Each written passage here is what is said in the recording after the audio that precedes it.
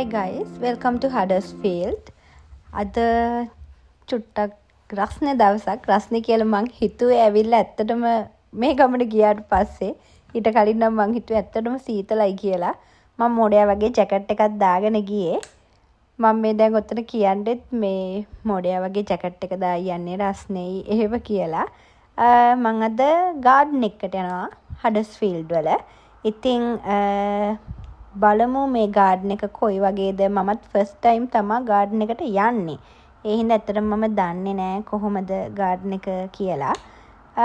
මේක තමයි එන්ට්‍රන්ස් එක. මම එකපාරක් හඩර්ස්ෆීල්ඩ් මුල් දවස්වල ගියා රෑක ගියේ. එතකොට ගාඩන් එක ක්ලෝස් කරලා ඊට පස්සේ මට එතනින් පස්සේ එක්සෑම් තිබ්බා. ඒ දේවලුත් එක්ක මට චුට්ටක් ඒක මිස් වුණා. ඉතින් ඒ හින්දා අද මම යනවා මේ ලස්සන ගාඩන් එක බලන්න.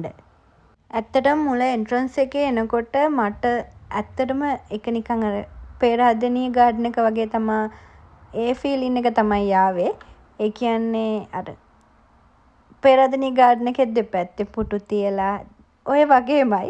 ඉතින් මට ඒ ෆීලින් එක ඒ වයිබ් එක තමයි මුලින්ම මට තියෙන්නේ ඇත්තටම. මේක මං හිතන්නේ ගොඩාක් පරණ එකක් මේ හඩර්ස්ෆීල්ඩ් ගාඩන් එක. මං හිතන්නේ මේක හැදුවේ 1884 ඒ කාලේ. මං දකින ඇත්තටම දෙයක් තමයි මොකද්ද මේ මිනිස්සු අනිවාර්යයෙන්ම එළියට බහිනවාමයි සැටර්ඩේ සන්ඩේ පොඩි බබාලත් එක්ක. ඒක මෙයාට එහෙම ස්පෙෂල් දෙයක් නෙවෙයි. මට ඉතින් හිතෙන එකම දේ තමයි මේක මේ මොකද්ද පෙරහදෙනියේ ගාඩන් එක වගේ කියන එක. මොකද මේක ගොඩක් වෙලාට නිකන් ප්ලේ ලෙෂර් ග්‍රවුන්ඩ් එකක් වගේ තමයි තියෙන්නේ. මට හිතාගන්න බෑ කොයි පැත්තටද යන්නේ කියලා.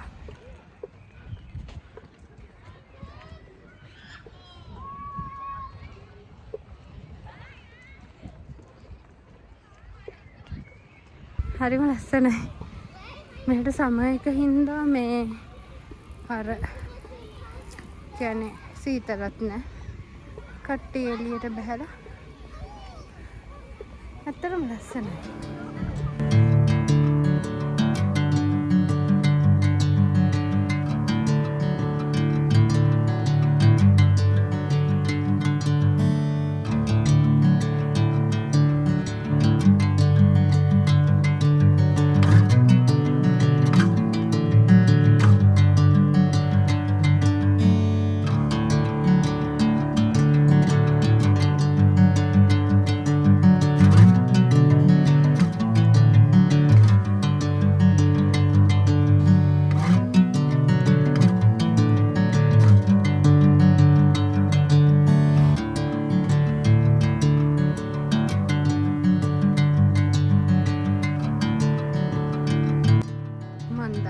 කොහෙද යන්නේ කියලාත් ලොකුවටම ලොකුත් නැහැ මෙහි. ඒ වුණාට ඇත්තටම මාරු ලස්සනයි. මේක තියෙන්නේ හඩර්ස්ෆීල්ඩ් සිටි එකේ කෙනෙක් මැදට වෙන්නමයි. ඒ වුණාට මම මේ ගහේම හරි ලස්සනයි නේද? මන් දන්නේ දැන් කියන්නේ සමයක හින්දා වෙන්න ඇති. ලස්සන මල් අනේ ඒ මල් කියන්නේ මං හිතන්නේ ඔක නුහෙලියේ තියනවද කොහෙද ඔය මලයි මේ මං තව පෙන්නන්නම්. ඒ කියන්නේ ගාඩන් එකේ නම් මං දැක්කේ නැහැ.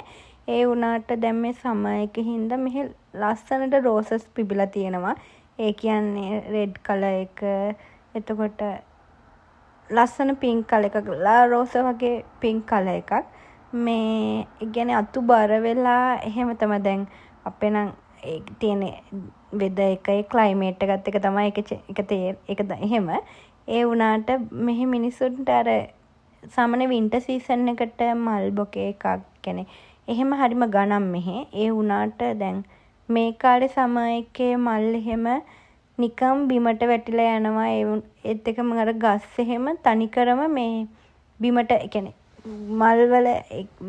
මල් එහෙම අතු බිමට නැවිලා එහෙම කිසිම ගාණක් නැහැ. මං ඇත්තටම යන්න ගියේ වෙන ගමනක් මේ බව්ව දෙන්න දැකලා තමයි මං චුට්ටක් මේ අනිත් පැත්තට හැරුණේ. ඇත්තටම මේකට આવොත් එහෙම ලස්සන සත්තු කියන්නේ ගොඩක් කියන්නේ සත්තු කියන්නේ ඇත්තටම මේ බල්ලෝ තමයි ඉතින් අරගෙන එන්නේ. එයාලා ඇවිදින්න මේ මමත් ඉතින් ඇවිදලා මහන්සියට ගිහින් චුට්ටක් ඉඳ ගන්න තැනක් බලලා මම ওই චුට්ටක් ඉක්මනට යන්නේ මේ මට ඉස්සෙහිනුත් අර කට්ටියක් එනවා. අපි අර සාමාන්‍යයෙන් පේරාද මන් දන්නේ මම කියන්නේ එහෙම ගාඩන් එකකට ගියපුවාම එහෙම මේ කවුරු හරි කෙනෙක් ඉතින් අර අපි පුටුවක් ඉස්සෙන කන්නේ බලාගෙන ඉන්නේ කවුරු හරි ඇවිල්ලා ඉක්මනට අරහෙන් ඇවිල්ලා ඉඳ ගන්නවා එහෙම කියලා. ඒ හින්දා ඉක්පට ගිහින් ඉඳගත්තා. ඊට පස්සේ මම මෙතන කියන්නේ මේ අර මම මුලින් කිව්වා වගේ පටන් ගන්නකොටත් මං මුලින්ම ඇත්තටම එන්න ඇඳගත්තේ ෆ්‍රොක් එකක්. ඊට පස්සේ මං ටෙම්පරේචර් එක බලනකොට අපිට තිබ්බේ 16 වගේ. ඊට පස්සේ ෆිල් ලයික් 8ක් වගේ තිබ්බ හින්දා මං හිතුවා නෑ මම ආපහු මේ ජැකට් එකකුත් දාගෙන මේ කොටට ඇඳගෙන ගියොත් සීතලයි කියලා. ඒ හින්දා තමයි මම වෙනම මේ කලිසමකුයි ටී-ෂර්ට් එකකුයි ඇඳලා නෝමල් එකේ සීතලයි කියලා හිතාගෙන ජැකට් එක දාගත්තේ. ඒ වුණාට ආවට පස්සේ තමයි මට තේරුනේ පුදුම රසණයක් තියෙන්නේ කියලා.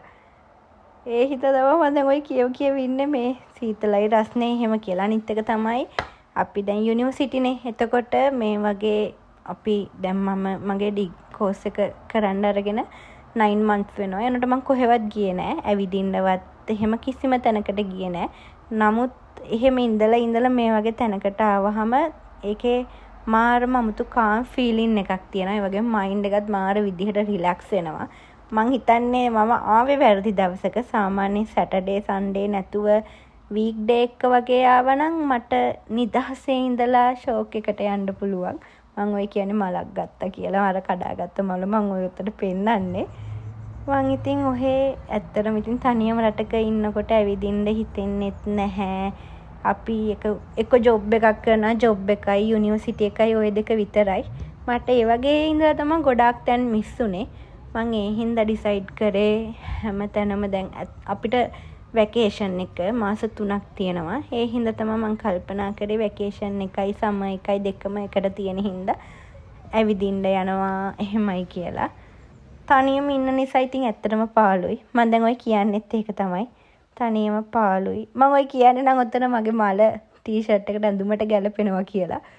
මේ මොකද්ද කියන්නේ? ඉතින් එහෙම තමයි තනියම ඉන්නකොට චුට්ටක් අමාරුයි ජීවත් වෙන්න. කවුරුත් ලංකාවේ කට්ටිය. මං ඉන්න පැත්තේ ඇත්තටම ගොඩාක් අඩුයි. ඒ හින්දා හරි අමාරුයි. කියන්නේ මනුස්සෙක් අපේ අර තියෙන වචන වලින් කතා කරන තු ඉංග්‍රීසි වලින් හැම වෙලේම කතා කරනකොට හරි අමාරුයි. ඒ හින්දා අර නිදහසේ ඉන්න තැනකට එන්න තින් හිතනවා නම් ෂෝක් මේ තැන. මට චුටි නංගි බබිකුත් එහා පැත්තෙන් ඇවිල්ලා ඉඳගත්තා. එයත් විකාර කර මගේ දිහත් බල හිටියා. ඒ ෂෝක් ඉතින් බබල්නත් හරිම ෆ්‍රෙන්ඩ්ලි එහෙම. මම දැන් යන්න ඕන. දැන් මම පැය එකමාරක් විතර ඇවිල්ලා. මං ඉඳගෙනත් ගොඩ වෙලා හිටියා. බබාලා බයිසිකල් පදිනවා. එතකොට උන්චිල්ලාවක් එහෙම උන්චිල්ලා තියෙනවා. එතකොට අර චූටි කානිවල් එකක් වගේ බබාලට එහෙම තියෙනවා. එහෙම මාරම ලස්සනයි. ඉතින් ඇත්තටම මේක තමයි මං හිතන්නේ හඩර්ස්ෆීල්ඩ් වල තියෙන ලොකුම ගාඩන් එක. මං දැන් ඔය යන්නේ අවුව වැඩි වුණා චුට්ටක්. මෙහෙ අර ටිකක් අවුසර වුණාම ඉන්න අමාරුයි රස්නේ එහෙම. මං අර කිව්ව ඔය මෙරි ග්‍රවුන්ඩ් එහෙම ඔය පොඩි අයට තියෙනවා එහෙම. මෙතන මං හිතන්නේ ඔය දැන් මං යන්න හදන්නේ මම මේක දන්නේ ඇත්තට මොකක්ද කියලා. එක්කෝ චර්ච් එකක් හරි මොකක් හරි එහෙම දෙයක්. ඒ වුණාට ඒක හදන ගමන් හරි එක ක්ලෝස් කරලා තිබ්බේ. මං ඒ හින්දා එතෙන්ට යන්නේ නැතුව තව ටිකක් එතනින් ඊට පස්සේ ඉස්සරහට ගියා. මට ලස්සන මල් ටිකක් හම්බුණා ඊට පස්සේ. මං අර වලට කිව්වේ මල් ඒක ඇවිල්ලා තැඹිලි පාටක්. ඒක මාරම ලස්සනයි නේද? ඔතනින් ඉවරයි පාක් එකත්. ඉතින් ඒ හින්දා මං දැන් යන්නේ මගේ ගෙදර. ඒ නිසා මං දැන් යනවා. යන්න කලින් චූටි දෙයක් කියන්න ඕනේ. මේක මගේ ෆස්ට් vlog එක. ඉතින් තව ඔයාලට මොන හරි දැනගන්න ඕන UK ගැන හරි එහෙම මොන හරි දෙයක් තියෙනවා නම් හරි මගේ vlog එක හොඳයි නම් හරි මාව subscribe කරලා comment එකක් දාලා like එකක් දාන්න.